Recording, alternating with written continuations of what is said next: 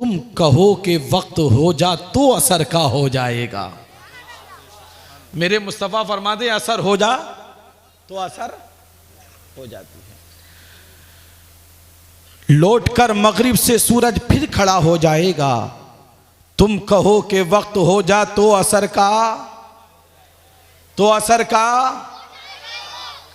का और कौन जन्नत जाएगा कौन दोज़ख जाएगा। दुनिया इसी में उलझी हुई है। वो कह रहा है साहब हम जन्नत में जाएंगे, दूसरा कहता है नहीं हम नहीं, तुम नहीं हम जाएंगे। अब सीधी सादी भोली भाली आवाम ये फैसला करना इसके लिए दुश्वार हो जाता है कि जाएगा कौन। ये सोचना मुश्किल हो जाता है कि जाएगा कौन। अगर आपने अगला मिसरा सुन लिया तो इंशाल्लाह अगले मिसरे में इसका फैसला है, जवाब है उसका, है ना। बस आप अपने होने का सबूत दीजिएगा कि लौटकर मगरिब से सूरज फिर खड़ा हो जाएगा। तुम कहो कि वक्त हो जा तो असर का, तुम कहो कि वक्त हो जा तो असर का हो जाएगा। और कौन जन्नत जाएगा कौन दोज़ख जाएगा, कौन जन्नत जाएगा कौन दोज़ख जाएगा। मुस्तफा जाएंगे और फैसला हो जाएगा। कौन जन्नत जाएगा कौन दोज़ख जाएगा।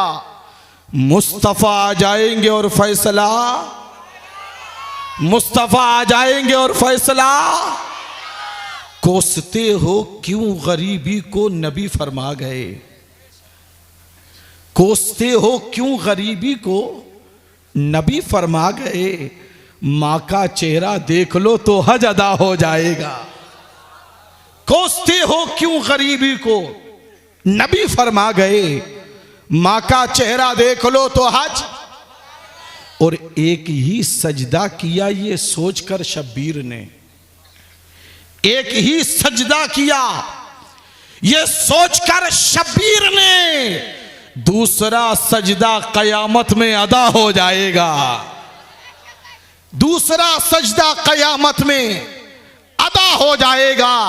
और अगले शेर पर देखना कितने लोग तड़पेंगे। एक ही सजदा किया ये सोचकर शब्बीर ने, दूसरा सजदा कयामत में अदा हो जाएगा। और नारे अख्तर रजा कोई लगा कर देखिए, नारे अख्तर रजा कोई लगा कर देखिए। बदअकीदों के घरों में जलजला हो जाएगा। नारे अख्तर रजा कोई लगा कर देखिए, बदअकीदों के घरों में जलजला हो जाए। नारे तकबीर, नारे रिसालत, मसलके आला हजरत, बस्ती बस्ती करिया करिया, बस्ती बस्ती करिया करिया। नारे तकबीर, नारे अख्तर रजा कोई लगा कर देखिए, बदअकीदों के घरों में सलसला हो जाएगा। हजरात, हम और आप जिस समाज और जिस मुआशरे में ज़िंदगी गुजार रहे हैं, जिस सोसाइटी में हम और आप रहते हैं, इस मुआशरे और सोसाइटी में मुख्तलिफ धर्म के लोग हैं, मुख्तलिफ मज़ाहिब के मानने वाले लोग मौजूद हैं। प्यारे, इस दुनिया के अंदर बेशुमार मज़हब के लोग हैं, बेशुमार धर्म के मानने वाले लोग मौजूद हैं। लेकिन दुनिया में किसी भी मज़हब का मानने वाला क्यों ना हो, किसी भी धर्म का मानने वाला क्यों ना हो, अगर आप उससे मालूम करें कि ज़रा ये बताओ कि तुम्हें सबसे पहला पैगाम किस बात का दिया गया है। प्यारे, दुनिया के किसी भी मज़हब का मानने वाला आपको ये नहीं बता सकता है कि सबसे पहला पैगाम किस बात का दिया गया है। आप किसी ईसाई से मालूम करें, जरा हमें यह बताओ कि तुम्हें सबसे पहला पैगाम किस बात का दिया गया है, तुम्हें सबसे पहला हुक्म किस बात का दिया गया है। कोई ईसाई आपको यह नहीं बता सकता है कि आपको सबसे पहला हुक्म किस बात का दिया गया है। आप किसी यहूदी से मालूम करें, जरा हमें यह बताओ कि तुम्हें सबसे पहला हुक्म किस बात का दिया गया है, तुम्हें सबसे पहला पहला पैगाम किस बात का दिया गया है मेरे अजीज, कोई यहूदी ये नहीं बता सकेगा कि हमें सबसे पहला हुक्म किस बात का दिया गया है, सबसे पहला पैगाम किस बात का दिया गया है। अगर आप किसी मजूसी से मालूम करें, जरा हमें यह बताओ कि तुम्हें सबसे पहला हुक्म किस बात का दिया गया है, कोई मजूसी आपको यह नहीं बता सकेगा कि सबसे पहला हुक्म आपको किस बात का दिया गया है। आप किसी गैर मुस्लिम से मालूम करें कि जरा हमें यह तो बताओ कि तुम्हें सबसे पहला हुक्म किस बात का दिया गया है। मेरे प्यारे, कोई गैर मुस्लिम यह नहीं बता सकता है कि हमें सबसे पहला हुक्म किस बात का दिया गया है। दुनिया में कितने मजहब के मानने वाले लोग मौजूद हैं, बेशुमार धर्म के फॉलोवर इस दुनिया के अंदर मौजूद है, मगर आप उनसे मालूम करें कि जरा हमें यह बताओ कि तुम्हें सबसे पहला पैगाम किस बात का दिया गया है, तुम्हें सबसे पहला हुक्म किस बात का दिया गया है। दुनिया के किसी भी मजहब का मानने वाला तुम्हें यह नहीं बता सकता है, दुनिया के किसी भी धर्म का फॉलोवर आपको यह नहीं बता सकता है कि हमें सबसे पहला किस चीज का पैगाम दिया गया है, किस बात का हुक्म दिया गया है। लेकिन प्यारे, अगर आप इस कौम मुस्लिम के 7 साल के बच्चे से लेकर 80 साल के बूढ़े से मालूम करो कि जरा हमें यह तो बताओ कि सबसे पहला पैगाम हमें किस बात का दिया गया है, सबसे पहला हुक्म किस बात का दिया गया है, तो हमारी कौम का 7 साल का बच्चा भी कहेगा, मुझसे पूछना चाहते हो हमें सबसे पहला पैगाम किस बात का दिया गया है, हमसे मालूम करना चाहते हो हमें सबसे पहला हुक्म किस बात का दिया गया है, तो वह 7 साल का बच्चा कहेगा उठाओ रब का कुरान, और रब का कुरान मुस्तफा की जबान में सुनो रब का फरमान। मेरा रब फरमाता है इकरा बिस्मि रब्बिकल लज़ी खलक। हमारी कौम का 7 साल का बच्चा बता देगा, सुनो हमें अगर सबसे पहला कोई पैगाम और हुक्म दिया गया है तो वह किसी और बात का नहीं बल्कि पढ़ने का हुक्म दिया गया है। किस बात का हुक्म दिया गया? तालीम का हुक्म दिया गया है। सबसे पहला हुक्म, सबसे पहला पैगाम तालीम का है, सबसे पहला पैगाम पढ़ने का है। आज इतनी बड़ी संख्या में होने के बावजूद मेरे अजीज, कभी अपने सीने पर हाथ रख कर सोचिएगा, जिस कौम का सबसे पहला पैगाम ही पढ़ना हो, जिस कौम को सबसे पहला हुक्म ही पढ़ने का दिया गया हो, जिस कौम का सबसे पहला निशान ही तालीम हो, आज वो कौम तालीम के मैदान में सबसे ज्यादा पसमानदा नजर आ रही है, सबसे ज्यादा पिछड़ी हुई नजर आ रही है, सबसे ज्यादा पीछे नजर आ रही है। अफसोस है, हमारा तो सबसे पहला पैगाम ही तालीम था, हमारा सबसे पहला पैगाम ही तालीम था, हमें तो सबसे पहला हुक्म ही पढ़ने का दिया गया था। प्यारे, जिस कौम का सबसे पहला पैगाम पढ़ना हो, जिस कौम के लिए सबसे पहला हुक्म तालीम हो, तो तालीम के मैदान में दुनिया की तमाम कौमें पीछे होना चाहिए और इस कौम को सबसे आगे होना चाहिए। नारे तकबीर, नारे रिसालत, मसलके आला हजरत इमाम अहमद रजा कॉन्फ्रेंस, जलसाए दस्तार बंदी, मुफ्ती वसीम साहब किबला, नारे तकबीर, नारे रिसालत। और मेरे अजीज़ों, ज़रा तवज्जो करना, कुछ पैगाम है। सबसे पहला पैगाम क्या है हमारे लिए? जोर से बोलो यार, पढ़ना, तालीम। कुछ लोग कहते हैं कि साहब दीन ने, इस्लाम ने अपने मानने वालों को एक ही इल्म और एक ही दायरे में समेट करके रख दिया है, एक ही तालीम में महदूद करके रख दिया है। ये तमाम तर उलमाए कराम बैठे हुए सब जिम्मेदार हैं अपनी अपनी जगह। आप इनसे मालूम करिए, इस्लाम ने किसी तालीम के और किसी भी इल्म सीखने पर पाबंदी नहीं लगाई है। इस्लाम ने किसी भी इल्म को सीखने पर पाबंदी नहीं लगाई है। इस्लाम कोई भी इल्म सीखने से मना नहीं करता है। अरे तुमने इस्लाम को पढ़ा ही नहीं है, आपने इस्लाम की का मुताला नहीं किया है। इस्लाम किसी इल्म के सीखने पर पाबंदी नहीं लगाता। इस्लाम तो पढ़ो और बढ़ो का कायल है, इस्लाम पाबंदी नहीं लगाता। इस्लाम तो कहता है पढ़ते जाओ और आगे बढ़ते जाओ। इस्लाम पढ़ो और बढ़ो का कायल है। इस्लाम कहता पढ़ते जाओ और आगे बढ़ते जाओ, लेकिन एक इशारा है, इस्लाम ने किसी इल्म के सीखने पर पाबंदी तो नहीं लगाई, वो तो पढ़ो और बढ़ो का कायल है।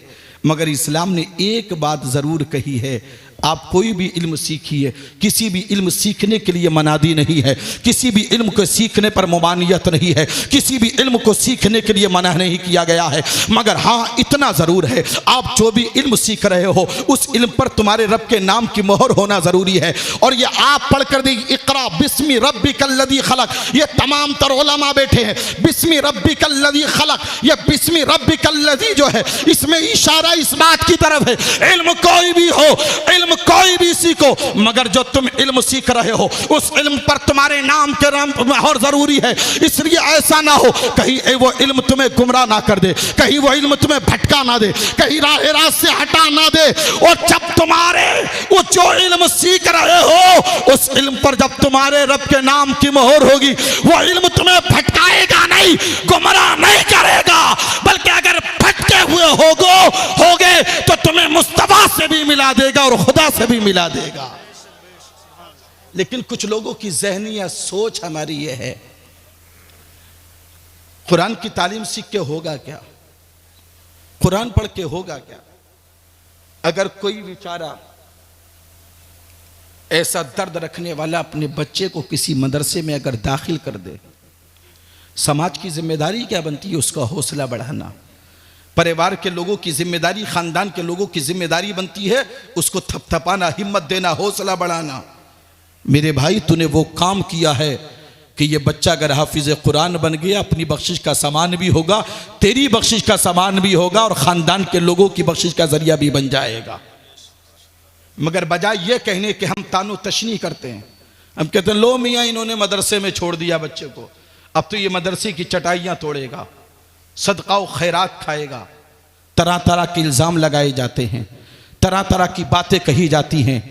मेरे अजीज़, मैं उन तलबा से भी हाथ जोड़ करके अर्ज़ करूँगा, अगर कोई तुम्हें तानो तशनी का निशाना बना रहा है, मायूस होने की ज़रूरत नहीं है।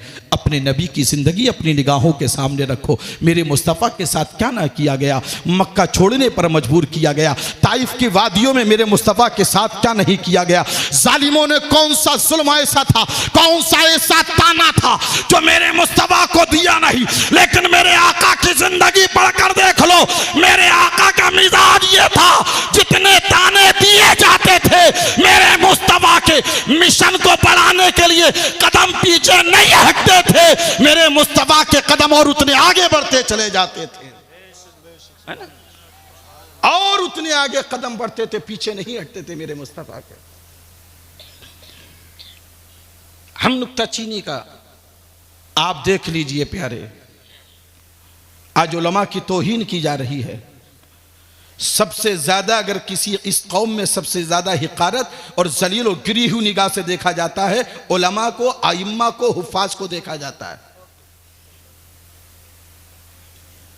आप तारीख पढ़कर देखो, चंद जुमले चुपते हुए हैं, जरा तवज्जो करना, तारीख पढ़कर देखो। रावजियों ने एतराज किया था कि यह कुरान सहाबा पर एतराज किया उन्होंने, और कहा कि साहब ये जो कुरान है ये असली कुरान नहीं है। सहाबा इकराम को उन्होंने तानो तशनी का निशाना बनाया। अल्लाह की तरफ से एक सी लानत और फिटकार उनके ऊपर बरसी कि देख लीजिए रावजियों में तुम्हें कोई हाफिज कुरान नहीं मिलेगा, कोई हाफिज कुरान नहीं होगा। तुम भी उलमा को तो हिकारत की निगाह से देखते हो। कोई कहता है माजल्ला इमाम हुसैन को शहीद करने वाले ये दाढ़ी वाले ही तो थे। कोई कहता है साहब दाढ़ी तो सिक्कों की भी है, इनकी है तो कौन सी बात है। और सबसे बड़ा जुमला जो ये अक्सर ये तमाम तर उलमा बैठे सुनते होंगे अवाम की ज़बानी, लोग ये कह देते हैं कि मियाँ हज़रत याकूब अलैहिस्सलाम से भेड़िए ने कहा था कि 14वीं सदी के अगर पढ़े लिखे लोग अगर बख्शे गए, अगर मैंने तुम्हारे बेटे यूसुफ को खाया हो तो मैं 14वीं सदी के मुल्लाओं में से हो जाऊं। ये अक्सर जुमला बोलते हैं, मैंने इसलिए बोल दिया, बोलते हैं ना, बोलते हैं। मैं सबसे पहले जिम्मेदारी के साथ ये कहता हूं, बड़ी जिम्मेदारी के साथ, अगर किसी में हिम्मत हो तो ये जुमला मुझे किसी किताब में लिखा हुआ दिखा दें आप, लेकिन किताब मुस्तनद होना चाहिए। आप किसी किताब में नहीं दिखा सकते कि उस भेड़िए ने ये बात कही हो। और दूसरी बात है ये, अगर भेड़िए ने कही भी है तो वो भेड़िया था, तुम कौन हो? वो भेड़िया था, तुम हमें बताओ कौन है यार? तुम्हें भेड़िए की बात तो याद रही, लेकिन मुस्तफ़ा ने जो इनकी अजमतें बयान फरमाई वो तुम्हें याद क्यों नहीं रहा? जो कुरान ने अजमतें बयान की है वो तुम्हें क्यों याद नहीं रहा? क्या तुमने मेरे मुस्तफ़ा का वो फरमान नहीं सुना? मेरे आका फरमाते हैं, इल्म हासिल करने वाले ये तलाबा अगर किसी कब्रिस्तान के करीब से गुजर जाए तो अल्लाह उस कब्रिस्तान के मुर्दों से 40 दिन के लिए अजाब उठा लिया करता है। प्यारे, वो भेड़िए की बोली तुम्हें याद है, मगर मुस्तफा का ये फरमान तुम्हें याद क्यों नहीं है? वो फरमान क्यों याद नहीं तुम्हें? मेरे मुस्तफा ने फरमाया, अगर ये एक बच्चा दीन की तालीम हासिल करने वाला अगर कब्रिस्तान के किनारे से गुजर जाए ना, सिर्फ गुजर जाए, अल्लाह 40 दिन के लिए उस कब्रिस्तान के मुर्दों से अजाब उठा लेता है। ये भूल गए? सिर्फ भेड़िया ही याद है तुम्हें? कहीं गहरा रिश्ता तो नहीं है उससे? कोई ताल्लुक ज्यादा गहरा तो नहीं है? गौर करना कभी यार, कि हमें भेड़िए की बात, जहां चौराहों पे बैठे हुए, होटलों पे बैठे हुए हो, वो यही जिक्र चलता है तो मियां यही बातें होती हैं। भेड़िए की कहानी तुम्हें बहुत याद है, लेकिन मुस्तफ़ा की बयान की हुई फजीलत तुम्हें याद क्यों नहीं है? अब जरा गौर करना कि तुम्हारा रिश्ता मदीने वाले मुस्तफ़ा से मिल रहा है या उस भेड़िए से मिल रहा है? गौर करना। और अगर गौर कर लोगे तो मेरा यकीन कहता है कि तुम भेड़िए वाली बात कहना ही भूल जाओगे, है ना? बात चल रही थी, इल्म हासिल करो, हिकारत की निगाह से ना देखो, हिकारत की निगाह से नहीं देखो। और फिर एक मसला बड़ा अजीब है, लोग कहते हैं यार ये मौलवी खाते बहुत है। जब खाते हैं तो तुम अपने बच्चों को मौलवी बनाते क्यों नहीं है? तुम्हारे बच्चे भी ऐसे ही खाएंगे, आप क्यों नहीं बना लेते? आपसे किसने मना किया? अपने अपने बच्चों को मत खिलाओ। ये खाते हैं तो अल्लाह का शुक्र है, अल्लाह इन्हें अता फरमाता है। और ये इतने बैठे, इनका कमाल नहीं, इनके सीनों में जो कुरान और मुस्तफ़ा का जो दीन है, ये उसकी अजमतें हैं, ये उसकी अजमतें हैं। और आओ सुनेंगे एक रिवायत यहाँ पर, तमाम तर उलमा के कदमों का बोसा लेते हुए ये एक रिवायत बयान करता हूँ। मेरे हदीस पाक है, मेरे आका करीम सल्लल्लाहु अलैहि वसल्लम इरशाद फरमाते हैं, अल्लाह तबारक व तआला ने अपने पैगंबर हजरत सुलेमान अलैहिस्सलाम को वही के जरिए 3 बातों का में से एक बात चुनने का ऑप्शन दिया था, इख्तियार दिया था। मेरे मुस्तफ़ा फरमाते हैं, मेरे अक़रब ने, मेरे रब ने 3 बातों में से हजरत सुलेमान अलैहिस्सलाम को एक बात चुनने का इख्तियार फरमाया। फरमाया मेरे पैगंबर, मैं तुम्हें 3 बातों में से एक बात चुनने का इख्तियार देता हूं, तुम इन 3 बातों में से जो एक बात चुन लोगे उसे तुम्हें नवाज दिया जाएगा। उससे नारे तकबीर, नारे रिसालत, मसलके आला हजरत, शायर इस्लाम सानर भाई साहब किबला, नारे तकबीर, नारे रिसालत। तवज्जो देखिए, माशाल्लाह अब हमारे बाजू काफ़ी मजबूत हो रहे हैं, क्योंकि हमारे ही परिवार के लोग माशाल्लाह मिंबर रसूल की जीनत बन रहे हैं। आप इन हजरात के नूरानी चेहरों की ज़ियारत भी करते रहें और बस तकरीर भी समात करते रहें। अल्लाह के पैगंबर हज़रत सुलेमान अलैहिस्सलाम बादशाह गुजरे हैं ना, अल्लाह ने बादशाहत अता फरमाई थी, लेकिन कैसे? अल्लाह ने 3 बातों में से एक बात चुनने का इख्तियार अता फरमाया। 3 बातों का। कहा मेरे पैगंबर, अगर तुम्हें हुकूमत चाहिए तो आप हुकूमत चुन लीजिए, हुकूमत दे दी जाएगी।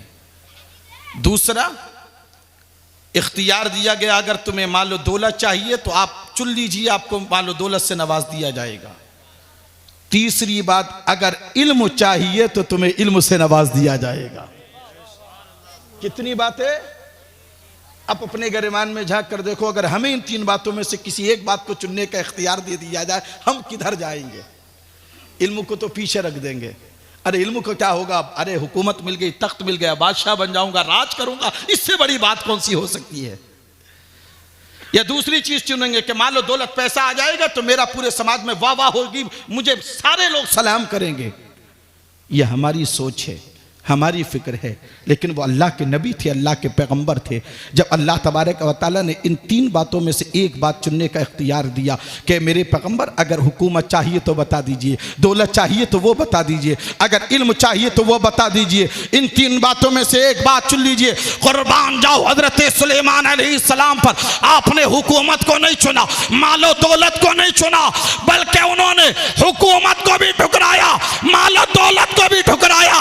अगर चुना है तो उन्होंने इल्म चुना था, इल्म। और जब उन्होंने इल्म चुना तो इल्म की बरकत से अल्लाह ने बादशाहत भी अता फरमा दी और अल्लाह ने मालो दौलत से भी नवाज। नारे तकबीर, नारे रिसालत, मसलके आला हजरत, फैजाने आला हजरत, फैजाने इल्मे दीने मुस्तफ़ा, जश्ने दस्तारबंदी मुफ्ती मोहम्मद वसीम रजा साहिब किबला। माशाअल्लाह माशाअल्लाह माशाल्लाह।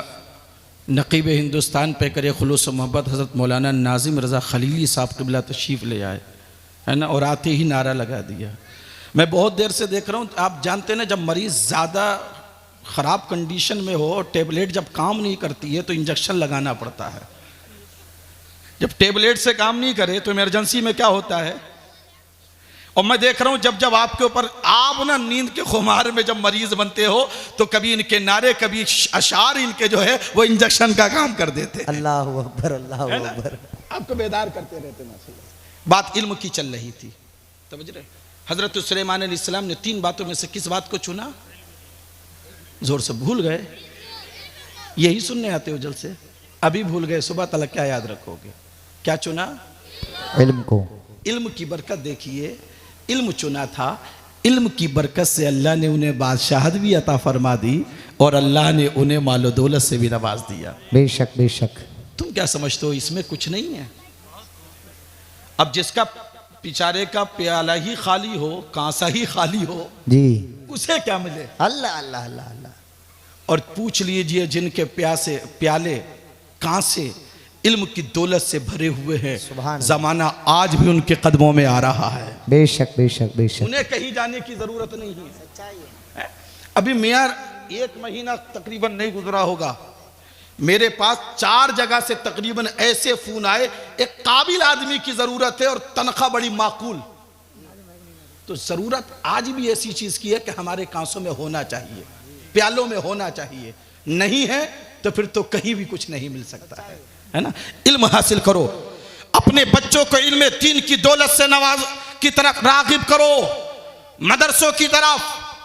आज हाफिज कासिम साहब, हसनैन साहब, इनकी पूरी टीम ने यहां अल्हम्दुलिल्लाह इदारा खोला है आपके बच्चों के लिए। क्या जरूरत थी इन्हें?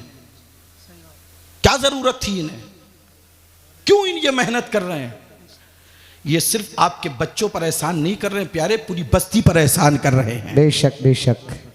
और ये नहीं मैं नहीं कह रहा, मेरे आका फरमाते हैं अल्लाह तबारक व तआला जब किसी बस्ती पर अजाब नाजिल फरमाना चाहता है और फरिश्तों को हुक्म देता है जाओ इस बस्ती पर अजाब लेकर के आ जाओ, जब वो अल्लाह के फरिश्ते ना उस बस्ती पर अजाब लेकर के जाते हैं तो तुम तो बिस्तरों पर सोते होते हो। ये छोटे छोटे बच्चे हैं ना, फजर से पहले, सख्त सर्दी के मौसम में फजर से पहले उठ करके रब के कुरान की तिलावत कर रहे होते हैं, रब का कुरान पढ़ रहे होते हैं। जब वो फरिश्ते आते हैं और इस मंजर को देखते हैं, ये छोटे छोटे बच्चे हैं, फजर से पहले जमाना सो रहा है मगर ये उठ करके रब के कुरान की तिलावत कर रहे हैं। बारगाहे रब्बुल इज्जत में वो ये फरिश्ते अर्ज करते मौला जिस बस्ती पर तूने अजाब के लिए भेजा था वहां तो छोटे छोटे बच्चे हैं जो तेरे मुकद्दस कुरान की तिलावत कर रहे हैं। रब फरमाता फरिश्तों वापस आ जाओ, जहां ये छोटे छोटे बच्चे कुरान की तिलावत कर रहे हो, अब मेरी खैरत को गवारा नहीं है कि मैं उस बस्ती पर अजाब नाजिल फरमाऊं। अल्लाह फरमाता है फरिश्तों वापस आ जाओ, आज मैंने इन छोटों के सदक़े में बड़ों की भी बख्शिश फरमा दी है। सुभान अल्लाह। नारे तकबीर, नारे रिसालत, मसलके आला हजरत, फैजाने आला हजरत, फैजाने इल्मे दीने मुस्तफ़ा, जश्ने दस्तारबंदी। माशाअल्लाह माशाअल्लाह। आज यार इतनी बड़ी संख्या में होने के बावजूद, तवज्जो करना, इतनी बड़ी तादाद में होने के बावजूद कहीं हमारी इज्जत है? जोर से बोलो यार। कहीं हमें एहतराम की निगाह से देखा जा रहा है? तो बड़ी चुपती हुई बातें हैं, लेकिन ज़रूरत है उसके मुताबिक मैं आप तक पहुंचा रहा हूं, बाकी आपकी मर्जी है। इतनी बड़ी संख्या में, इतनी बड़ी तादाद में होने के बावजूद हर जगह तो हम ही मारे जा रहे हैं, हर जगह कत्ल हमारा हो रहा है, इज्जतें हमारी लूटी जा रही हैं, इस्मतें हमारी नीलाम की जा रही है, शक व शुबहात की निगाह से हमें देखा जा रहा है। प्यारे जानते हो क्यों? इसलिए कि काफिरों ने काफिर होकर भी अपने कानून का एहतराम किया है और हमने मुसलमान होकर भी अपने कानून कुरान का एहतराम नहीं किया है, नहीं किया। और जबकि हम जानते हैं उनका कानून अपना बनाया हुआ कानून है, इंसानों का बनाया हुआ कानून है। और मेरे प्यारे, हमारा कानून कुरान किसी इंसान का बनाया हुआ नहीं, किसी दुनियादार का बनाया हुआ नहीं, बल्कि परवरदिगार का बनाया हुआ है। और प्यारे याद रखना, दुनिया की कोई भी किताब हो, कितनी ही बड़ी किताब क्यों ना लो, दुनिया की कोई भी किताब हो, दुनियावी किताबों को पढ़ने के बाद में कोई डॉक्टर बनता है, कोई इंजीनियर बनता है, कोई वकील बनता है, मगर कुरान पढ़ने वाले कोई अबू बकर सिद्दीक बनता है, कोई उमर फारूक आजम बनता है। कुरान पढ़ने वाले कोई उस्मान गनी बनता है, कोई अली मुर्तजा बनता है, कोई बिलाल हबशी बनता है। कुरान पढ़ने वाले कोई सुहेब रूमी बनता है, कोई सलमान फारसी बनता है, कोई खुबैब बनता है, कोई करबला का हुसैन बनता है। कुरान पढ़ने वालों में कोई बगदाद का गौसी आजम बनता है, कोई अजमेर का गरीब नवाज बनता है, कोई कलियर का साबिर पाक बनता है, कोई निजामुद्दीन बनता है, कोई कुतुबुद्दीन बनता है, कोई अलाउद्दीन बनता है, कोई फरीदुद्दीन बनता है, कोई बहाउद्दीन बनता है, कोई नसीरुद्दीन बनता है। अरे कुरान पढ़ करके कोई बरेली का इमाम अहमद रजा बनता है। नारे तकबीर, नारे रिसालत, मसलके आला हजरत, फैजाने आला हजरत, जश्ने दस्तारबंदी। माशाअल्लाह माशाअल्लाह, सुभान अल्लाह सुभान अल्लाह। दुनियावी किताबों को पढ़ने के बाद डॉक्टर और इंजीनियर बनते हैं, मगर कुरान को पढ़ने के बाद अल्लाह के वली बनते हैं। बेशक बेशक बेशक। कौन बनते हैं? अल्लाह के वली। कोई कुतुब बनता है, कोई अब्दाल बनता है, कोई औताद बनता है, कोई गौस बनता है ना, ये बनते हैं।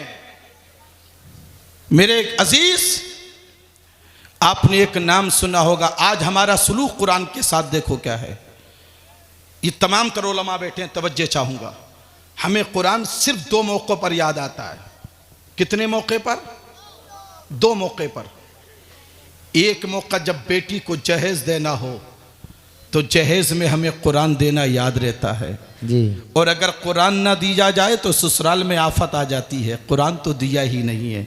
लेकिन यहाँ एक पैगाम नोट करिएगा, आप अपनी बेटी को जहेज में कुरान देते हो ना, तो कुरान देने के साथ साथ अपनी बेटी को एक नसीहत भी कर दिया करो। जब अपनी बेटी को रुखसत किया करो ना, तो उस वक्त अपनी बेटी को एक नसीहत किया करो। बाप अपनी बेटी से कहा करे, ए मेरी बेटी, ये तुझे कुरान दिया जा रहा है, ये ताकों में सजाने के लिए नहीं दिया जा रहा है, ये ताकों की जीनत बनाने के लिए नहीं दिया जा रहा है। बेटी तू मेरे घर से रुखसत तो हो रही है, लेकिन अपने बाप की एक नसीहत अपने पल्लू में बांध ले। आज अपने इस घर से आज एक नसीहत अपने बाप की लेकर जा। मेरी बेटी, तेरे बाप की नसीहत ये है कि जब तू अपने ससुराल में कदम रखे ना, तो यह है कि तुझे कुरान तेरा बाप जो दे रहा है। माँ भी कहे, बेटी तू हमारे घर से रुखसत तो हो रही है, लेकिन बेटी आज जाते जाते अपनी माँ की एक नसीहत अपने साथ लेकर जा। आज अपने पल्लू में बांध ले अपनी माँ की नसीहत। ए बेटी, जब तू ससुराल में जाए ना, तो अपने बाप की ये नसीहत याद रखना, अपनी माँ की ये नसीहत याद रखना। मेरी बेटी, ससुराल में कदम रखने के बाद जो तुझे जिंदगी गुजारना है, इस अंदाज से गुजारना कि सुबह के वक्त में जब फजर की अजान हो, तो फजर की अजान के वक्त उठना, नमाज फजर अदा करना, और नमाज फजर अदा करने के बाद जो सबसे पहला काम तुझे करना है बेटी, वह है कुरान की तिलावत करना, कुरान पढ़ना। इसलिए कि मेरी बेटी, तेरा बाप नसीहत कर रहा है, तेरी माँ नसीहत कर रही है कि यह कुरान तुझे जीनत ताकों की जीनत बनाने के लिए नहीं दिया जा रहा है, बल्कि यह कुरान तुझे पढ़ने के लिए दिया जा रहा है। सुभान अल्लाह। नारे तकबीर, नारे रिसालत, मसलके आला हजरत, फैजाने आला हजरत, फैजाने इल्मे दीने मुस्तफ़ा। माशाअल्लाह माशाअल्लाह। कहाँ करते हैं यार हम नसीहत? वो क्या कुरान की तिलावत करेंगी जो 8 बजे सो के उठ रही हों, वो क्या फजर पढ़ेंगी। और हमारी एक मामूल ये है कि सुबह के वक्त में अगर झाड़ू ना लगी हो और कोई पड़ोसन आ जाए तो पता क्या, हाय तेरा घर बहनी अब तलक बासी पड़ा हुआ है, तूने अब तलक ताज़ी नहीं किया, बासी पड़ा हुआ तेरा घर। यही होता है ना, अब तलक झाड़ू नहीं लगी, बासी पड़ा है। आप क्या समझते हो झाड़ू लगने से घर ताज़ी होगा? वक्ती तौर पर तो हो सकता है, लेकिन मेरे प्यारे अगर तुम ये चाहते हो कि तुम्हारे घर में अल्लाह की रहमतें नाजिल हों, तुम ये चाहते हो कि अल्लाह की बरकतें नाजिल हों, अगर तुम ये चाहते हो, नारे तकबीर, नारे रिसालत, मसलके आला हजरत, फैज़ाने आला हजरत, फैज़ाने इल्मे दीन मुस्तफ़ा, खतीब हिंदुस्तान हजरत अल्लामा मुफ्ती मोहम्मद फ़ुरकान रज़ा साहिब क़िबला मंजरी, उलमाए अहले सुन्नत, जश्न दस्तारबंदी, नारे तकबीर, नारे रिसालत। माशाअल्लाह, सुभान अल्लाह, सुभान अल्लाह। आइए, अरे तशरीफ आइए, आप रुखान साहब इधर आ जाएं। खैरियत है?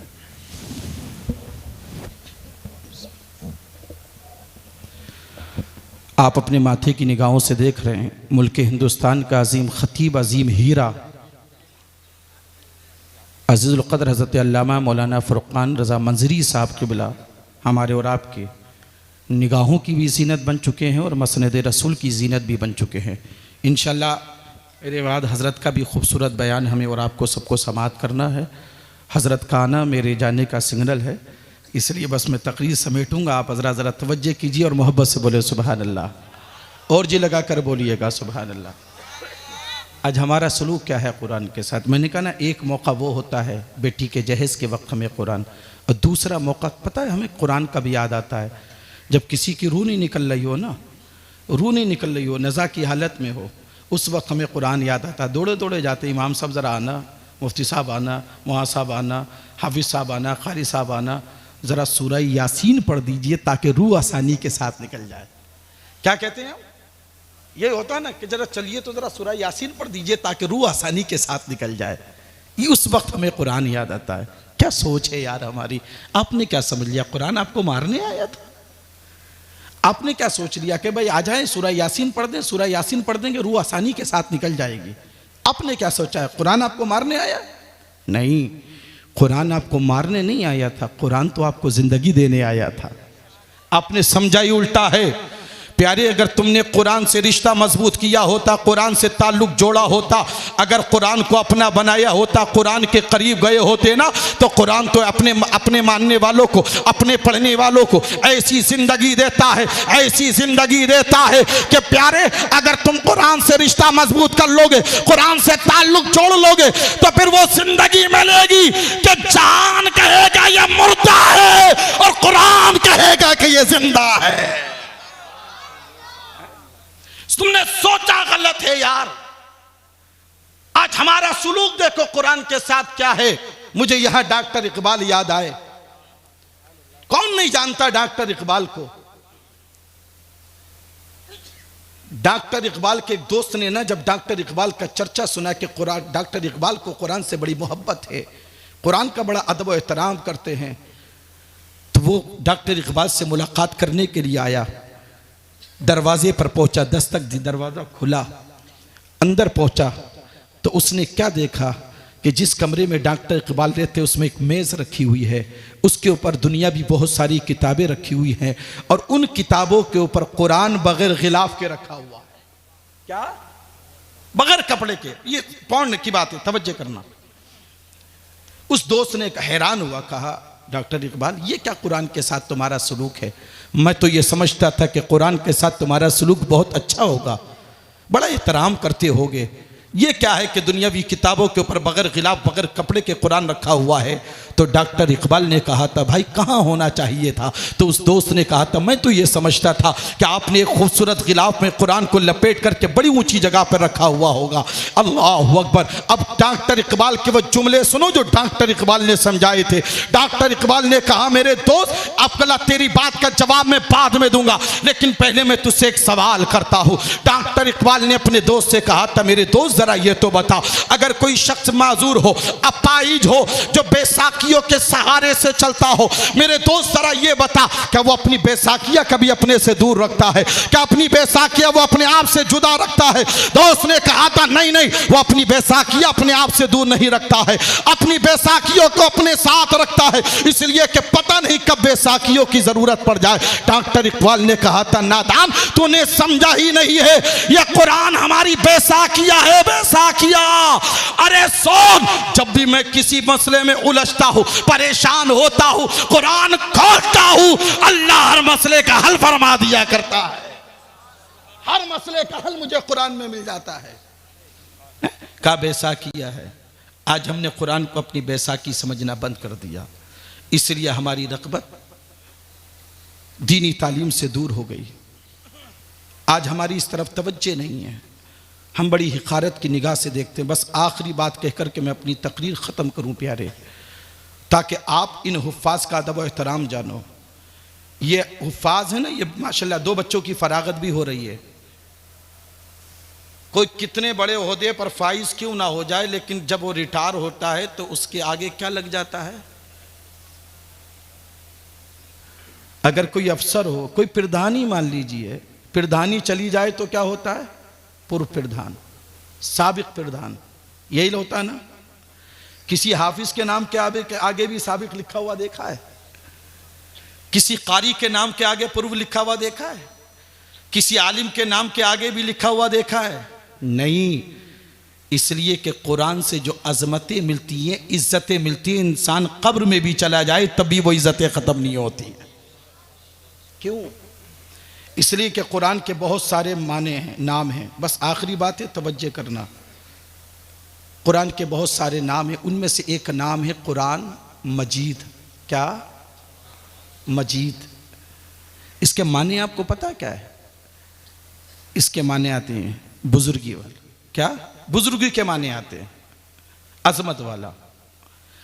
कुरान मजीद को मजीद इसलिए कहा जाता है कि कुरान जब बैतुल मामूर से चला तभी तमाम किताबों से अफजल। अब जरा तवज्जो करते जाना, गौर है आप हज़रात की तवज्जो है। कुरान जब बैतुल मामूर से चला तमाम किताबों से, जोर से बोलो, अफजल। जो जिब्रील फरिश्ता लेकर आया वो फरिश्ता तमाम फरिश्तों से अफजल। कुरान जिस हवा में आया वो हवा अफजल।